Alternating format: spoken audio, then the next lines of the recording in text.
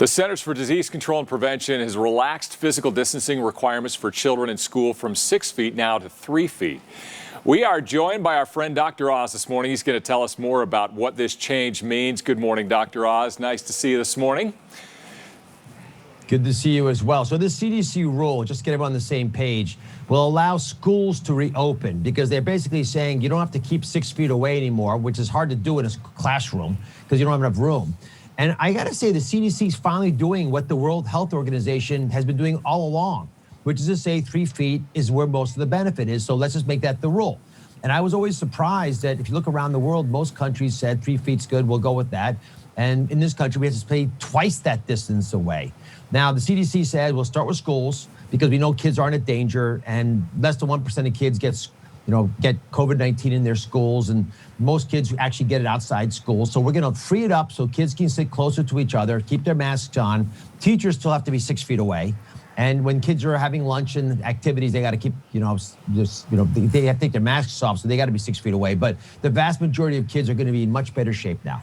Hopefully this paves the way for more students to get back. I know a lot of parents are anxious for their kids to get back, and also the psychological issues of not being with their peers and everything. But we got to get over to AstraZeneca because it sounds like the AstraZeneca vaccine is on track to be approved by the FDA here in the United States. But I know a lot of people might be concerned based on what they've heard about it in Europe. It was pulled in Europe from about a dozen European countries, but now it sounds like they're going to resume use of it. Should we be concerned about this here?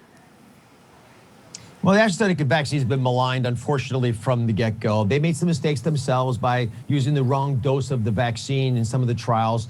There were rumors about it not working in older people. Then there were rumors about blood clots being caused by it. Now the Europeans are saying none of those are true. It's good to go. U.S. trial data from this morning shows, just like all the other vaccines, the chance of you dying from COVID-19 goes to just about zero in the clinical trials if you've been adequately vaccinated. So it makes me feel pretty good about this AstraZeneca vaccine getting approved as well. It's another, now a fourth vaccine approved in this country. It will not be the major vaccine here, but it will be hugely important in other countries. And remember, we got to vaccinate the whole world. But the big story, again, without question, is these vaccines seem to be incredibly effective with relatively small, if any, major side effects. So it's probably time to get a jab when your turn comes up. We got about 4 weeks till older Americans around the country have all been given an opportunity to get their immunization. That'll make us much safer as a nation. Well, in Utah, we actually begin today with 16 and above, it being open to anybody 16 and above. But I think for a lot of people, though, still, we've got a good portion of the population that's really concerned about any vaccine, actually. Do you think we really need to be concerned? Well, I mean, I'm respectful of people who are worried that this is really fast. We never had this virus before last year, and now we got vaccines that were supposed to take 6 or 7 years to make, and we got them out there in 6 months. We must have rushed it. And I understand that completely, but having looked at the science meticulously, and I really think this is an incredible opportunity for us to learn from technology that was designed to treat cancer. Because remember, the mRNA vaccines came from efforts to cure cancer, not cure viruses.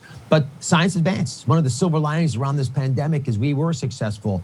And you ought to give it a second choice. Look yourself, talk to friends who've had it, then make your mind up. Okay, I know you're the man who knows pretty much anything. Anything we've ever asked you, you've always had the answers. Which brings me to my last topic really quickly. Jeopardy hosts, you seem like a shoo-in, and now you're doing it. I love that show. Alex Trebek was a dear friend. Spent a lot of time with him. I played Celebrity Jeopardy. Now I get to host it starting tonight. And for the next couple of weeks, you'll see how I do. But I think the key to hosting Jeopardy is knowing what mistakes you cannot make. Sort of like surgery.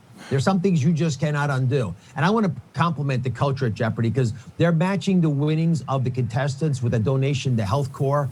And you remember Health Corps is our kids foundation that teaches kids about health. We do it together with USANA Health Sciences, which is a Salt Lake City-based company. We're feeding kids around the state. And in Utah, we're able to play a major role in getting kids not just to learn about health, but to go into health. So kudos to Jeopardy. It's over $250,000 what we bring into these school programs. God bless them. Well, Dr. Oz, you do good work. Thanks for joining us.